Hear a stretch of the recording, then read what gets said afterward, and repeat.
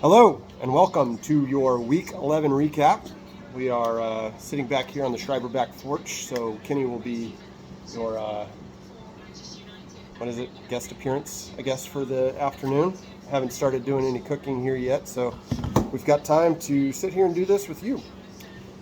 First up, we have a new, since I started doing these videos, we have a new person in first place. Fincham pushing that pigskin, scoring 131 points over 11th place Jables, who still can't seem to park at 102, 131 to 102. Good matchup. These two teams finished first and third in scoring this week, so the difference in standings, first and 11th, probably wasn't really a telltale sign of who was going to win this. As Bush would have beat 9 of us this week. So good matchup. 3 touchdowns from Kelsey and 2 touchdowns from Henry for Fincham. It's kind of tough to keep up with that kind of scoring, but not unless you have Jamal Williams and Tony Pollard, both with 3 and 2 touchdowns themselves. So tight end ended up being what really put Finch over the top here. Fincham 10-1 versus 3-8 for Bush. Moving on, we have second place Varnum's Monstars. That sounds good to say, doesn't it? Second place, Michael Varnum.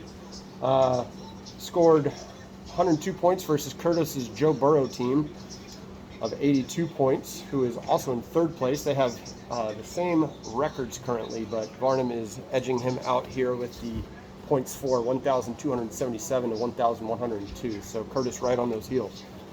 When you scroll through this matchup, it seems pretty even until you get to that second, third wide receiver spot. 25 points for Kurt, less than 3 from Varnum out of those spots. So Varnum holds on to second with the points for, but both are sitting at 8 and 3. So Varnum, maybe think about upgrading one of those wide receiver spots, buddy. And I don't know if Cooper Kupp's going to be the answer this year. Anyway, moving on. Shadowlax Dogs with a W versus G Money. Shadow's in fourth this year, or right now. G Money's in ninth. Shadow scored 96 points to Gary's 68. Big day out of Devontae Adams again, almost 30 points. Both teams with pretty weak quarterback play. Surprised to see Matt Ryan still has a home on a roster, nonetheless a starting spot on a fantasy roster. But I think Gary, you should think about writing Matt, telling him, because he'd probably be just as surprised as I am. So. Anyway, moving on, we've got Dave Hudson versus my team. Dave's in 5th place, I'm in last place. Dave scored 68, my team scored 46. David's team still talks about something that he wasn't there for. I don't really understand that. And that's all we're going to talk about with this matchup. Then we have Kenny Daytime TV finishing, or is in 6th place with 99 points over Galen's 10th place with 49 points. Ken almost had more points on his bench this week than on his lineup. Probably one of the few of us that has a difficult time putting his lineup together because they're all hit or miss.